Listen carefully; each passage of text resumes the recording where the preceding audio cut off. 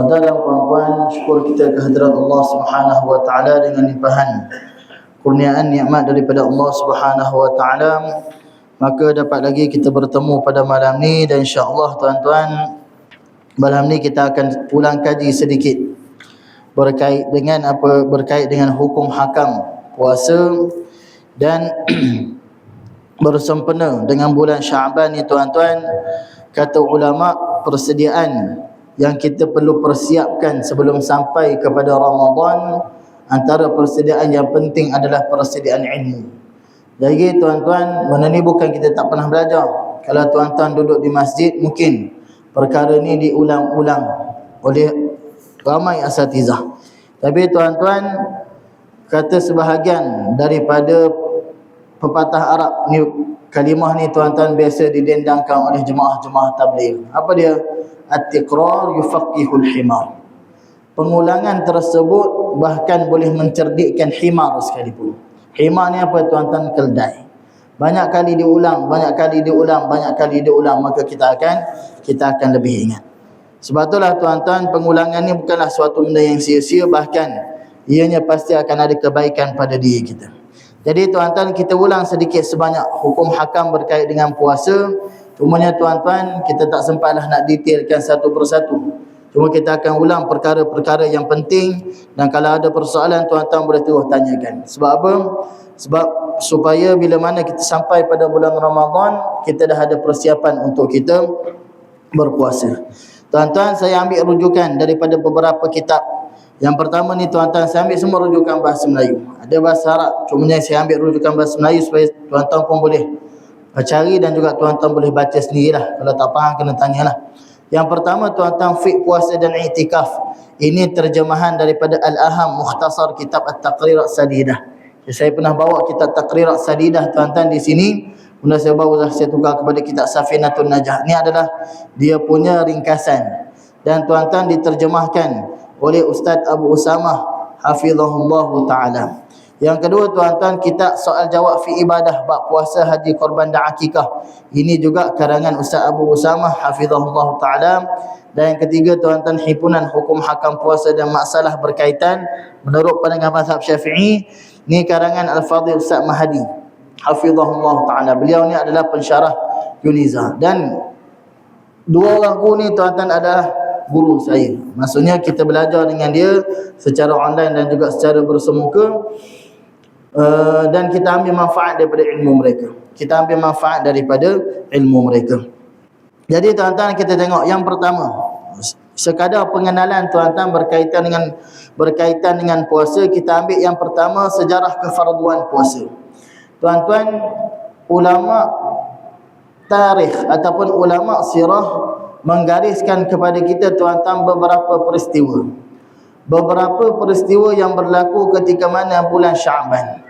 Yang pertama tuan-tuan, kata ulama, peristiwa yang pertama berlaku pada bulan Syaban adalah apa dia?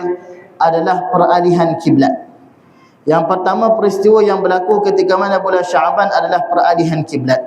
Bila mana tuan-tuan disebutkan dalam Al-Quran, kiblat yang pada inna awwala baitin wudi'a lin-nas bi Bakkah mubarakan wa hudan lil alamin. Inna awwala baitin wudi'a lin-nas bi Bakkah mubarak. Kiblat yang pertama tuan-tuan yang ada yang diberikan kepada manusia adalah di Bakkah. Bakkah ni tuan-tuan adalah Makkah Al-Mukarramah, yakni Kaabah. Kemudian tuan-tuan, bila mana Nabi SAW dapat perintah salat, Nabi SAW pada asalnya salat menghadap ke arah Baitul Maqdis. Maka bila mana Nabi berhijrah ke Madinah, tuan-tuan, bila mana Nabi salat menghadap Baitul Maqdis di Mekah, Nabi akan salat di mana? Nabi akan salat di Kaabah tuan-tuan, di antara rukun Yamani dan juga rukun Syami. Sebab apa tuan-tuan? Di antara rukun Yamani dan rukun Syami itu dia akan menghadap ke arah Baitul Maqdis. Rukun Syami itu maksudnya ke arah Syam lah. Syam ni Baitul Maqdis, Jordan, Palestin, Lebanon dan juga Syria. Kemudian bila mana Nabi dapat perintah salat, ada yang mengatakan apa dia? Muhammad bawa syariat baru, tapi kiblat sama macam kiblat kami. Macam tu juga bila Nabi telah berhijrah ke Madinah, maka orang Madinah kata apa dia? Muhammad, engkau bawa syariat baru. Ni orang Yahudi Madinah lah. Engkau bawa syariat baru tapi ambil kiblat sama macam kiblat kami. Kemudian tuan-tuan, Nabi SAW berdoa pada Allah Ta'ala apa dia? Supaya dialihkan kiblat daripada Baitul Maqdis ke arah Masjidil Haram. Berapa lama tuan-tuan Nabi menunggu? Ni tuan-tuan, kata ulama, Nabi menunggu hampir 15 bulan. Ada yang mengatakan 16 bulan. Nabi tunggu untuk Allah Subhanahu Wa Ta'ala beri wahyu kepada Nabi ataupun mengalihkan kiblat Nabi daripada Baitul Maqdis ke Baitullahil Haram. Kemudian tuan-tuan, bila mana satu ketika Nabi SAW pergi ke perkampungan Bani Salamah, dan di situ Nabi SAW solat waktu zuhur. Nabi solat waktu zuhur tuan-tuan menghadap ke arah Baitul Maqdis. Kemudian dalam masa yang sama tuan-tuan, Allah Subhanahu Wa Ta'ala mengalihkan apa dia? Kiblat Nabi daripada menghadap ke arah Baitul Maqdis. Nabi dalam masa yang sama Allah Ta'ala alihkan untuk menghadap ke arah Masjidullahil Haram. Dan inilah tuan-tuan, perkampungan Bani Salamah inilah, kalau kita pergi umrah tuan-tuan, kita akan ada satu masjid namanya Masjid Qiblatain, masjid dua kiblat. Di situlah tempat yang mana beralihnya kiblat, dan itu berlaku pada bulan Syaban. Itu peristiwa yang pertama. Peristiwa yang kedua tuan-tuan, apa yang berlaku pada bulan Syaban adalah apa dia? Pensyariatan puasa. Pensyariatan puasa Ramadan berlaku pada apa dia? Berlaku pada bulan Syaban tahun kedua Hijrah. Tahun kedua Hijrah. Berlaku pada bulan Syaban tahun kedua Hijrah. Sebelum daripada waktu tersebut, Nabi berpuasa tapi mengikut syariat yang terdahulu. Bukan syariat yang Allah Ta'ala khususkan kepada Nabi dan juga umat Nabi SAW. Jadi peristiwa yang kedua kita katakan apa dia? Pensyariatan puasa berlaku pada bulan Syaban tahun kedua Hijrah. Dan Nabi SAW mengikut catatan sejarah sempat berpuasa sebanyak 9 kali. Tuan-tuan, kita sebenarnya lebih banyak tahun puasa daripada Nabi. Tapi tuan-tuan, taklah kita katakan kita ni lebih baik daripada Nabi puasanya. Tak. Sebab apa tuan-tuan? 9 tahun puasa Nabi adalah puasa manusia yang terbaik, makhluk yang terbaik tuan-tuan. 9 tahun Nabi puasa, dan dalam masa 9 tahun tersebut tuan-tuan, satu hari sahaja Nabi puasa sebanyak 30 hari. Selebihnya Nabi berpuasa sebanyak 29 hari. Satu hari, satu tahun sahaja Nabi berpuasa sebanyak 30 hari. Selebihnya Nabi berpuasa sebanyak 29 hari. Tuan-tuan, kalender Islam kita hanya ada dua sahaja. Sama ada 29 ataupun 30. Kita tak ada 28. Dan juga kita tak ada 31. Jadi kalau ikut syariat tadi tuan-tuan, Nabi puasa sebanyak 9 tahun. Semuanya tersebut 29 hari kecuali satu tahun sahaja Nabi berpuasa sebanyak 30 hari. Kemudian tuan-tuan, perkataan Ramadan. Perkataan Ramadan dia ada dua makna. Perkataan Ramadan, kita boleh cakap Ramadan ni ada dua makna. Yang pertama dia ambil daripada perkataan Ramdha'. Ramdha' ni maksudnya apa? Panas yang bersangatan. Ramdha' ni adalah panas yang bersangatan ataupun panas terik. Jadi tuan-tuan, kita boleh tengoklah bulan Ramadan. Tuan-tuan, bulan Ramadan kebiasaannya cuaca kita akan apa? Cuaca kita akan panas. Sebab itulah tuan-tuan, bulan dalam Islam ni orang Arab beri nama. Orang Arab beri nama tuan-tuan sebab apa? Sebab kebiasaannya bulan yang ke-9 ni tuan-tuan adalah bulan yang panas. Bulan yang panas. Maka mereka gelarkan sebagai bulan Ramadan. Yang kedua tuan-tuan, maksud Ramdha' adalah apa dia? Adalah memadamkan ataupun membakar. Dengan mana apa? Dengan makna bulan Ramadan adalah bulan yang mana Allah Ta'ala memadamkan dan juga membakar dosa-dosa kita. Ada dua makna tadi. Bila mana makna Ramadan, yang pertama adalah panas terik. Yang kedua adalah membakar, iaitu membakar segala dosa-dosa kita. Kemudian tuan-tuan, kita ambil juga fadilat. Kita ambil fadilat bulan Ramadan. Fadilat ni apa tuan-tuan? Kelebihan. Kenapa tuan-tuan ulama sebutkan kelebihan Ramadan? Supaya bila mana sampai kepada bulan tersebut, kita lebih bersungguh untuk beribadah. Sebab apa? Sebab kita tahu ada kelebihan. Macam tu juga tuan-tuan, biasanya kita akan bacakan kitab Fadilat Amal. Kitab Fadilat Amal. Tuan-tuan, ramai orang skeptikal dengan fadilat amal ni. Dia cakap dalam fadilat amal banyak hadis-hadis yang dhaif. Kita tak nafikan tuan-tuan, memang ada hadis dhaif dalam kitab fadilat amal. Tapi tuan-tuan, kita kena faham bahawa hadis dhaif dalam bab fadail amal boleh diamalkan. Dalam bab fadailul amal kita boleh beramal dengan hadis yang dhaif. Sebab apa tuan-tuan? Sebab kita nak merebut pahala ganjaran tadi. Tapi tuan-tuan, dalam bab akidah, dalam bab untuk kita berhujah, tak boleh kita guna hadis dhaif. Tapi dalam bab beramal boleh untuk kita gunakan hadis yang dhaif. Maka tak ada masalah untuk kita gunakan hadis yang dhaif dalam bab fadilat amal. Tapi tuan-tuan, dalam kitab ni disenaraikan hadis dan juga ayat Al-Quran berkait dengan fadilat Ramadan. Kita baca satu persatu. Yang pertama surah Al-Haqqah, kata Allah Ta'ala, wa kulu washrabu hani'an bima aslaftum fil ayyamil khaliyah. Masing-masing dipersilakan menikmati dengan dikatakan makan dan minumlah. Surah Al-Haqqah ayat 24. Makan dan minumlah kamu makanan dan minuman sebagai nikmat yang lazat dan baik kesudahannya dengan sebab amal soleh yang telah kamu kerjakan pada masa yang lalu di dunia. Jadi tuan-tuan, fadilat bulan Ramadan apa dia? Bila mana kita meninggalkan makan dan minum kerana Allah Ta'ala, Allah Ta'ala akan balas makan dan minum kita yang sangat nikmat dalam syurga nanti. Itu yang pertama. Bila mana kita meninggalkan makan dan minum kerana Allah Ta'ala pada bulan Ramadan, dalam surah Al-Haqqah ayat 24 ni tuan-tuan, Allah Ta'ala janjikan kepada kita apa dia? Dalam syurga nanti kita akan diberikan makan dan minum yang sangat nikmat. Makan yang minum yang sangat nikmat bila mana kita berada dalam syurga Allah Subhanahu wa Ta'ala, disebabkan amal-amal yang kita kerjakan dalam kehidupan kita di dunia. Yang kedua tuan-tuan, dalam surah Al-Ahzab ayat 35, kata Allah Ta'ala,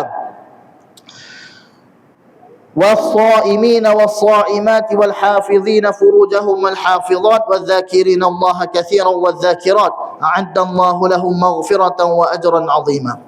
Dan orang lelaki yang berpuasa serta orang perempuan yang berpuasa, dan orang lelaki yang memelihara kehormatan dan orang perempuan yang memelihara kehormatan, dan orang lelaki yang menyebut nama Allah dan orang perempuan yang menyebut nama Allah dengan banyak, Allah telah menyediakan bagi mereka semua keampunan dan pahala yang besar.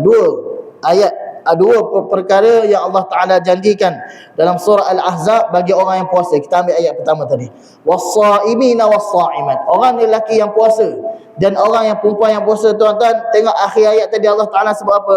A'addallahu lahum maghfiratan. Yang pertama, Allah Ta'ala sediakan keampunan bagi mereka. Puasa ni tuan-tuan boleh menghapuskan dosa. Allah Ta'ala menyediakan keampunan untuk mereka, wa ajran azima, dan Allah kurniakan pahala yang besar. Ini tuan-tuan, pahala yang besar Allah Ta'ala kurniakan, dan juga pengampunan dosa bila mana kita melaksanakan puasa dalam bulan Ramadan ikhlas kerana Allah Ta'ala. Itu fadilat yang kedua.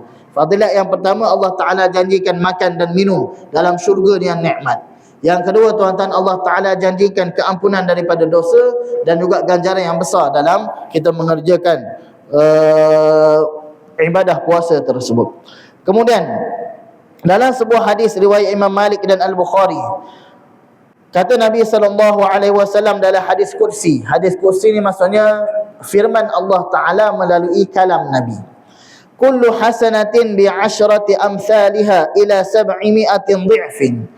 Setiap kebaikan akan diganjari dengan 10 ganjaran pahala hinggalah 700 kali ganda. Kebaikan yang kita buat tuan-tuan, Allah Ta'ala boleh ganjarkan dengan 10 ganjaran pahala hinggalah 700 ganjaran pahala. Hinggalah 700 ganjaran pahala mengikut pada setiap orang, individu. Bila mana mereka beramal ataupun mereka beribadah pada Allah Ta'ala ikhlas kerana Allah Ta'ala, ganjaran mereka lebih banyak daripada orang lain. Walaupun pada hakikatnya perbuatan sama tuan-tuan. Kita salat sama macam orang lain. Orang lain rukuk, kita rukuk tuan-tuan. Orang lain sujud, kita sujud. Tapi pahala sama ke tidak? Tak sama tuan-tuan. Bergantung kepada individu. Illa siyam, kata Allah Ta'ala apa dia? Kecuali puasa. Fahuwa li wa ana ajzi bih. Kerana puasa adalah untukku dan aku yang menentukan ganjarannya. Maksudnya apa tuan-tuan? Ganjaran puasa Allah Ta'ala boleh beri pahala tanpa had. Allah Ta'ala boleh beri pahala tanpa ada had. Kalau kita katakan satu perbuatan, contoh dalam solat, Allah boleh beri kita ganjaran sehingga 700 kali ganda. Tapi tuan-tuan, puasa tak. Puasa ni Allah Ta'ala boleh beri lagi tanpa ada had. Kerana apa? Puasa itu adalah kerana Allah, wa ana ajzi bih, dan Allah Ta'ala yang akan beri ganjaran padanya. Jadi tuan-tuan, fadilat yang pertama kita katakan tadi, orang yang puasa akan dapat makan dan minum dalam syurga yang nikmat. Yang kedua, akan diampunkan dosa dan akan mendapat ganjaran yang besar. Yang ketiga tuan-tuan, pahala orang yang berpuasa ni tiada had. Pahala orang puasa ni tuan-tuan tiada had. Allah Ta'ala boleh beri berapa? 700, 800, 900, 1000, sejuta dan sebagainya atas ilmu Allah Ta'ala. Sebab itulah tuan-tuan, puasa ni adalah satu ibadah yang ganjarannya besar. Ganjarannya sangat besar. Dalam hadis yang lain kata Nabi SAW, man shama yawman fi sabilillah azza wa jalla ba'adallahu minhu jahannam masirata mi'ati amin. Sesiapa yang berpuasa di jalan Allah Ta'ala, Allah akan menjauhkannya daripada api neraka dengan jarak 100 tahun perjalanan. Ni tuan-tuan, fadilat yang keempat, siapa yang berpuasa Allah akan jauhkan daripada api neraka sehinggalah apa dia? Perjalanan daripada dia nak ke neraka sebanyak 100 tahun perjalanan. 100 tahun perjalanan. Jauhlah tuan-tuan. Jauh, dijauhkan daripada api neraka Allah Ta'ala.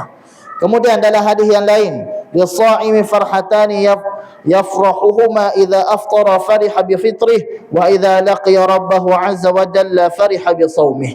Bagi orang berpuasa ada dua kegembiraan. Yang pertama, kegembiraan apabila dia berbuka puasa, dan yang kedua, kegembiraan apabila ia bertemu dengan Tuhannya. Jadi tuan-tuan, itu fadilat yang seterusnya.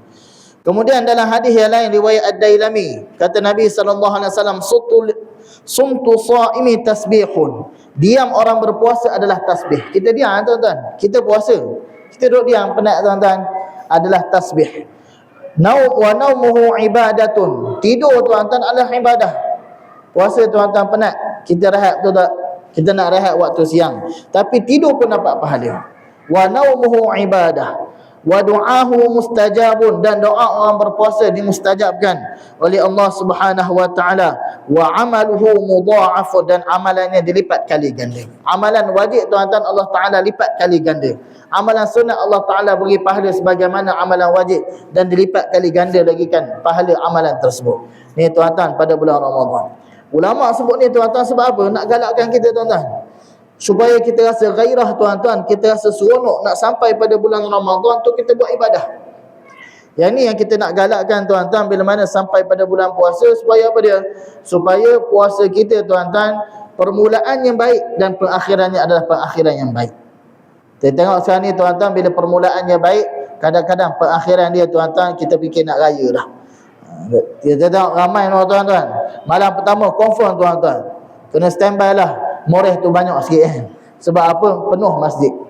Tapi tuan-tuan, kalau hujung-hujung Ramadan, boleh jadi tuan-tuan hanya bertinggal berapa sah saja dalam masjid kita. Sebab apa tuan-tuan? Itulah kelemahan diri kita.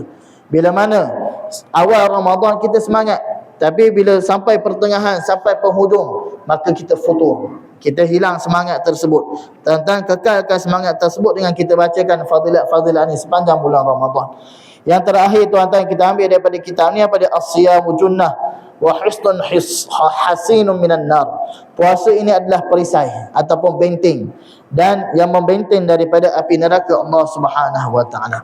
Jadi itu tuan-tuan adalah antara kelebihan kita berpuasa dan juga kelebihan berada pada bulan Ramadan. Tuan-tuan, dalam kitab ni dia bincang berkait dengan hukum puasa. Saya tak bincanglah tuan-tuan. Sebab apa? Hukum puasa ni ada puasa wajib, ada puasa sunat, ada puasa makruh, ada puasa haram. Ini bukanlah perbincangan ataupun perbahasan utama yang kita nak bincangkan pada malam ni. Cumanya tuan-tuan, satulah yang saya nak sebutkan, puasa sunat, puasa yang haram.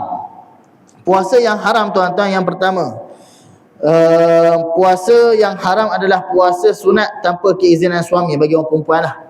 Yang kedua, hamba tanpa izin daripada tuan. Kemudian puasa hari fitri, Aidil Adha, puasa hari tasyrik ni kita tahulah tuan-tuan. Kemudian yang kita kena ingatkan, dalam mazhab Syafi'i, puasa selepas daripada separuh kedua Syaban. puasa selepas daripada separuh kedua Syaban, 16, 17, 18 dan sampai akhir. Ini pun termasuk dalam puasa-puasa haram. Kecuali mereka yang telah biasa berpuasa dan puasa pada hari Isnin dan Khamis. Orang yang dah biasa puasa tuan-tuan, daripada awal Syaban dia puasa tiap hari, maka tak haram bagi dia. Ataupun orang yang nak menunaikan puasa qada, tak ada masalah. Orang yang nak menunaikan puasa nazar, tak ada masalah. Tapi orang yang saja-saja puasa, dalam mazhab Syafi'i muktamadnya adalah haram selepas daripada separuh kedua bulan Syaban. Yang seterusnya tuan-tuan, puasa pada hari Syak. Hari Syak ni apa? Hari Syak ni adalah 30 hari bulan.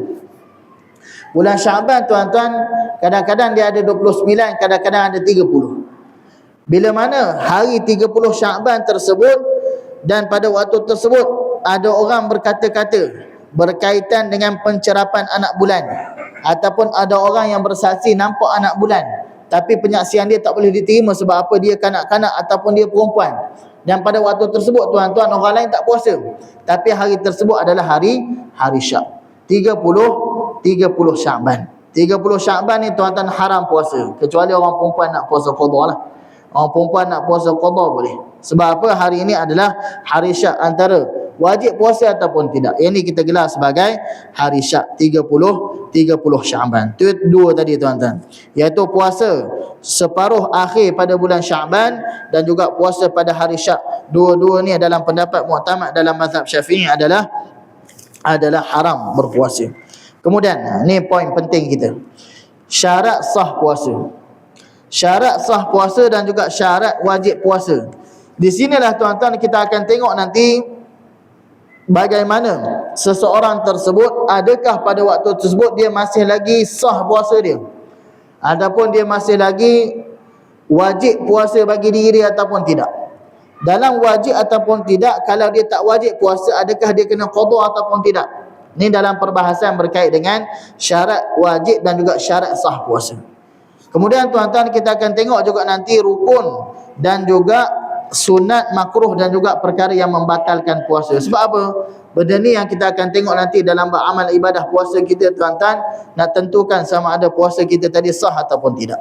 Yang pertama tuan-tuan, Islam. Kita tak bincanglah syarat sah puasa mesti Islam. Orang kafir tuan-tuan, saya nak puasa juga boleh, tapi tak akan dapat ganjaran pahala dan puasa tersebut tak sah. Puasa tersebut tidak sah. Yang kedua, mesti berakal. Disyaratkan seseorang itu berakal mumayyiz pada keseluruhan siang hari Ramadan. Jika seorang gila walaupun hanya seketika, batal puasanya. Adapun tentang orang yang pengsan dan mabuk akan dijelaskan secara terperinci dalam bab perkara-perkara yang membatalkan puasa. Yang kedua tuan-tuan, berakal. Berakal dengan mana apa? Dengan makna dia mumayyiz pada keseluruhan siang hari Ramadan.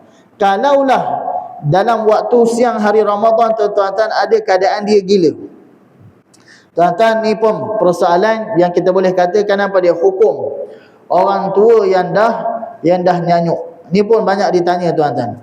Orang tua yang dah nyanyuk tuan-tuan, kita katakan apa dia, apakah kategori orang tua ni?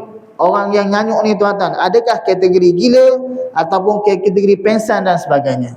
Maka tuan-tuan, sebahagian asatizah kita, dan ini pendapat yang dipegang dalam mazhab Syafi'i tuan-tuan, bila mana kita sebut zawalul aql, hilang akal.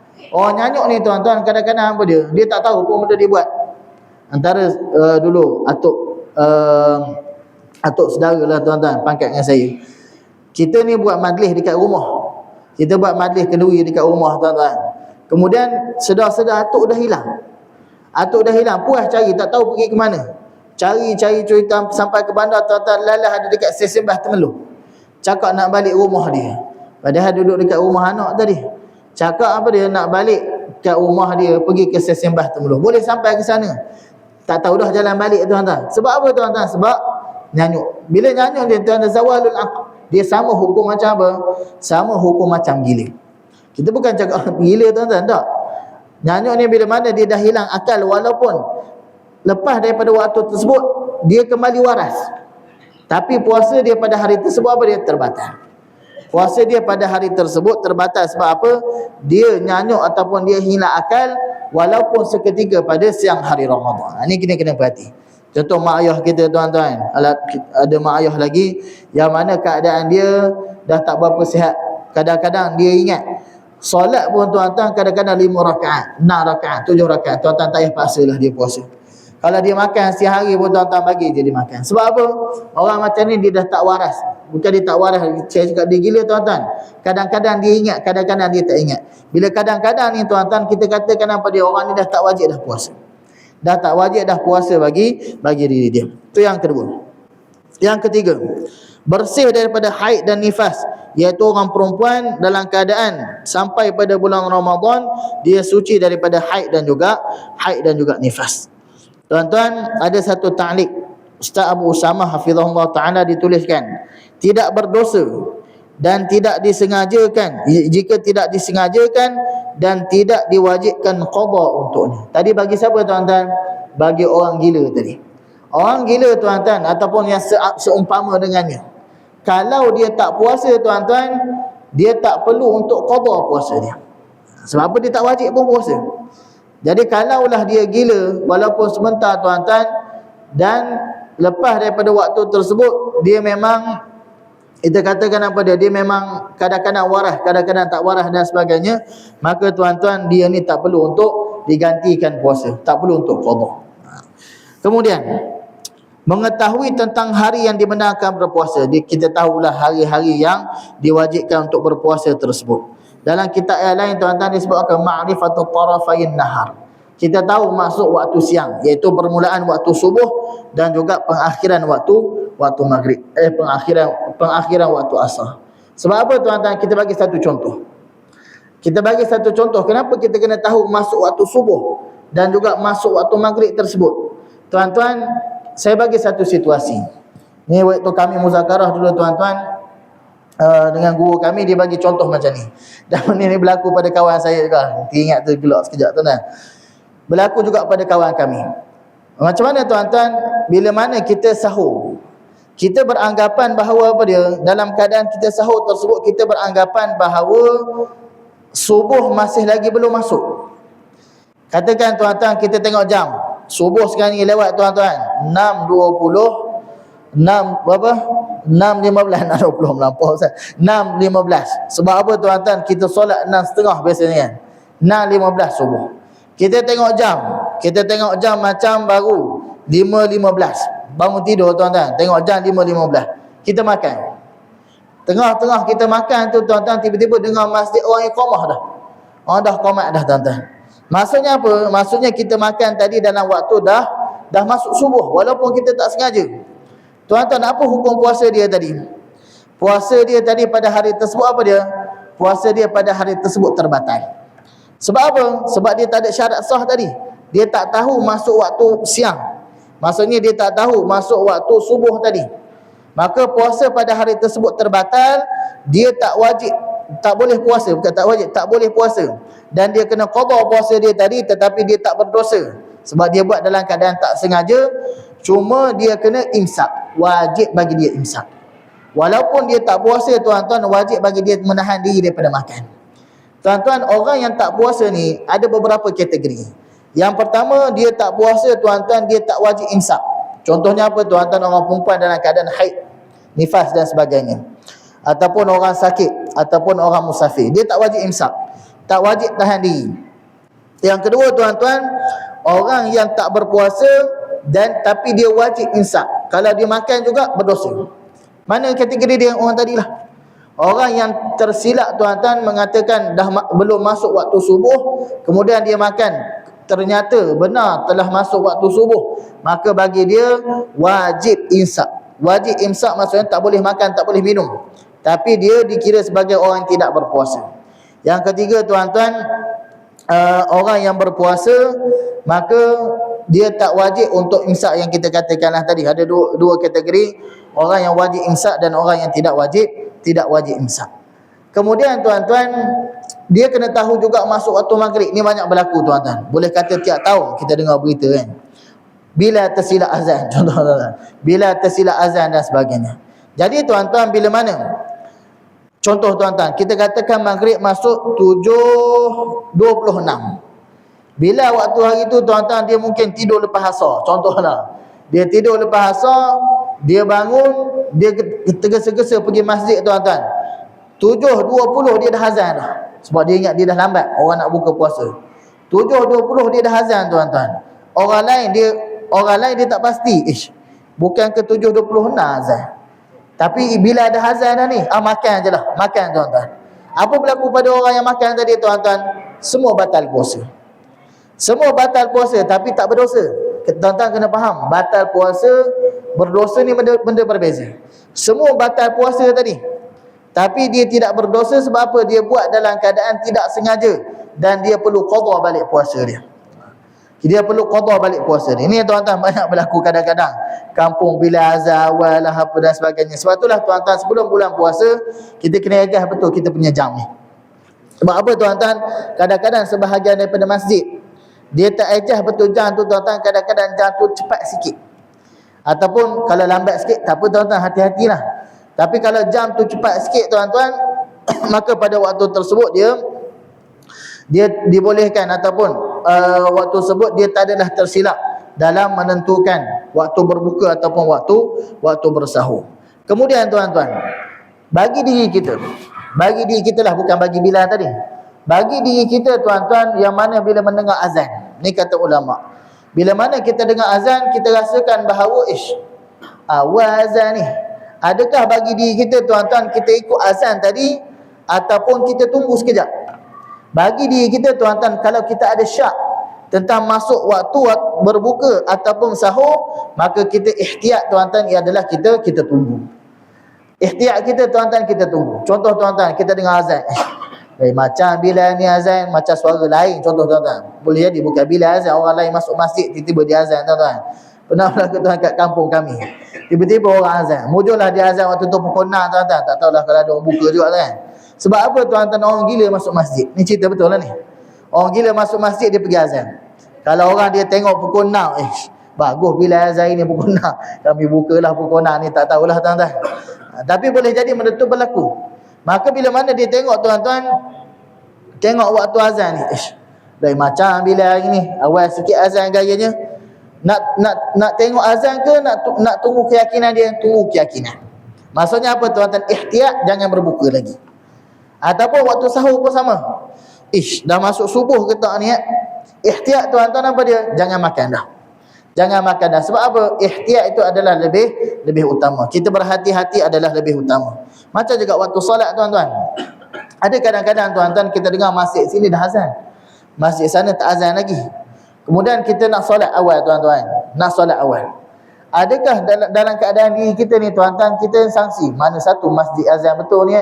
Boleh jadi bila sini azan cepat sikit, bila sana azan lewat sikit. Atau boleh jadi bila sini azan betul dah, bila sana dia lambat sikit sampai. Jadi tuan-tuan, ihtiyat bagi diri kita apa dia? Kita kena ambil yang yakin. Kita ambil yang yakin apa dia? Kita berhati-hati terhadap perlakuan tersebut, maka kita tunggu sekejap, tak ada masalah. Tak perlu untuk kita tergesa-gesa dalam menunaikan salat dan sebagainya. Ni tuan-tuan, dalam bab mengetahui perkara ataupun mengetahui hari yang dibenarkan berpuasa ataupun waktu siang tersebut, permulaan subuh dan juga maghrib. Ni kena hati-hatilah. Banyak masalah ni berlaku dalam masyarakat kita. Kemudian syarat wajib puasa, yang pertama Islam.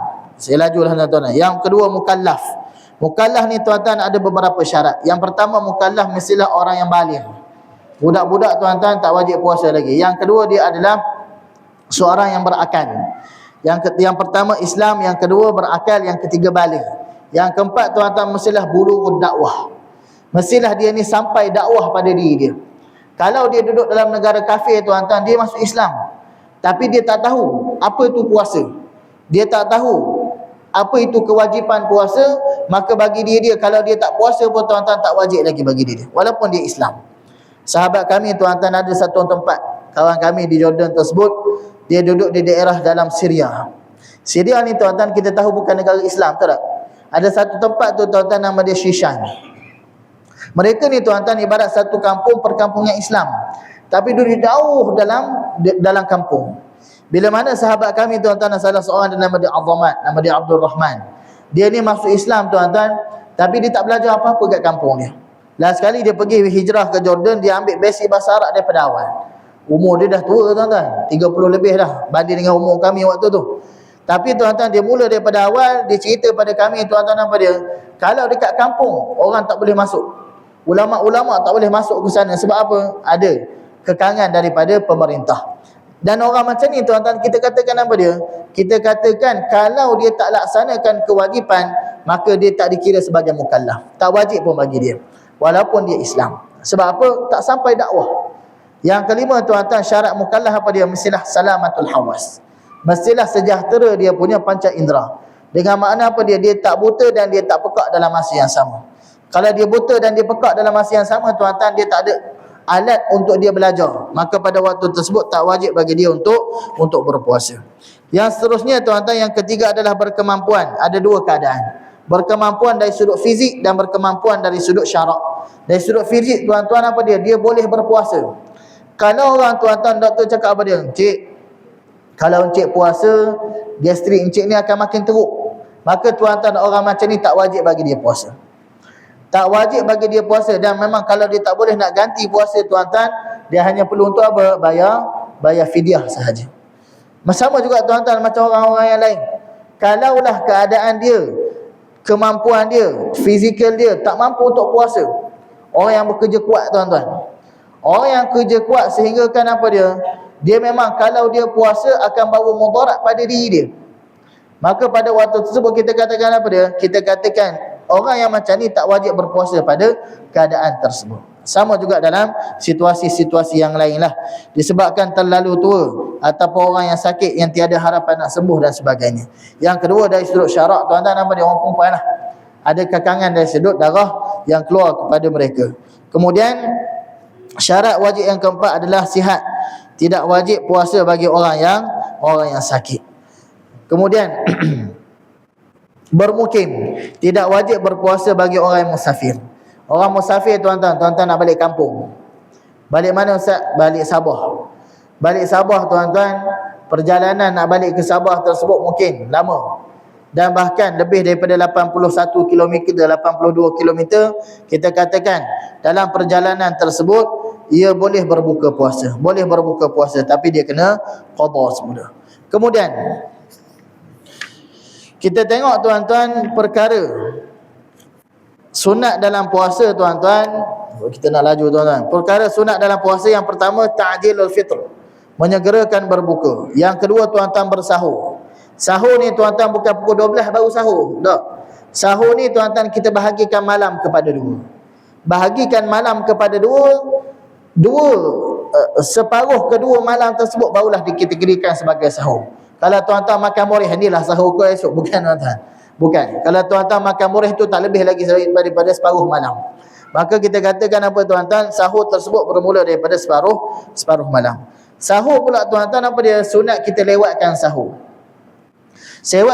Sunat kita lewatkan tuan-tuan sehinggalah apa dia? Sehinggalah bila mana daripada kita nak berhenti bersahur sampai nak azan tu tuan-tuan lebih kurang 15 minit. Jadi tuan-tuan, waktu sahur tuan-tuan sebenarnya adalah waktu imsak kita tu, sunat kita berhenti dah sebenarnya. Bukan kita nak tunggu habis azan tu tuan-tuan, bukan macam tu. Lewatkan bersahur ni tuan-tuan adalah sampai kepada waktu imsak kita tu, sehingga kita ada waktu untuk kita baca Quran. Kemudian disunatkan juga apa dia? Berbuka dengan rutak. Rutak ni tuan-tuan kurma basah. Nabi paling suka berbuka dengan rutak. Kemudian kalau tak ada rutak tuan-tuan, berbuka dengan tamar. Tamar ni kurma juga tuan-tuan, kurma kering. Banyak dekat Malaysia yang kita tuan-tuan, Yusof Tayuk, Yusof macam-macam Yusof tuan-tuan. Semuanya banyaknya apa tuan-tuan adalah tamar. Sebab apa? Kurma kering. Kurma kering sunat juga, tapi dia sunat yang kedua. Kalau tak ada tamar tuan-tuan, berbuka dengan air zam-zam. Tak ada air zam-zam, berbuka dengan air biasa. Kalau tak ada air biasa, berbuka dengan benda manis. Kalau tak ada benda manis tuan-tuan, berbuka dengan manisan. Apa beza benda manis dan juga manisan? Benda manis adalah makanan yang manis yang tak disentuh dengan api. Contohnya apa? Madu dan kismis. Tak disentuh dengan api. Benda manis. Tapi manisan adalah apa dia? Benda yang disentuh dengan api, dimasak dengan api. Makanan manis dimasak dengan api. Gula-gula tuan-tuan, boleh berbuka? Boleh. Tapi dia adalah makanan yang kita gelar sebagai apa? Sebagai manisan. Kemudian baca doa, menjamu orang berbuka dan sebagainya lah. Kemudian ada lagi tuan-tuan perkara makruh dalam puasa dan perkara yang membatalkan puasa. Kita tak sempatlah tuan-tuan nak bincang semua dalam kitab ni tuan-tuan. Kalau macam saya dekat tempat, beberapa tempat kami bincang pasal puasa sebenarnya tuan-tuan, lebih kurang 8 majlis. Tu pun ringkas tuan-tuan 8 majlis ni. Tapi insya-Allah lah tuan-tuan, apa yang kita bincangkan tadi sedikit sebanyak ada persiapan kita nak sampai pada bulan Ramadan. Yang penting apa dia tuan-tuan? Yang penting adalah bila sampai pada bulan Ramadan tuan-tuan, kita ada kegairahan. Kita ada kegairahan nak beribadah. Bermula daripada awal Ramadan tuan-tuan, dan pegang betul dalam diri tuan-tuan gairah untuk beramal tersebut. Jangan daripada awal Ramadan saja tuan-tuan. Mestilah kegairahan tersebut tuan-tuan berterusan sampailah ke akhir Ramadan. Sampailah ke akhir Ramadan. Jadi tuan-tuan, moga-moga Ramadan kita tahun ni lebih baik daripada tahun lepas, dan moga-moga Ramadan kita tahun ni menjadikan kita hamba yang mana habis je bulan Ramadan tuan-tuan, ibarat kita ni bayi yang baru dilahirkan. Allah Ta'ala hapuskan semua dosa kita tuan-tuan, dan moga-moga itu akan jadi amal ibadah kita untuk kita bertemu dengan Allah Ta'ala nanti. Aqulu qawli hadha wa astaghfirullahal azim li wa lakum. Assalamualaikum warahmatullahi wabarakatuh.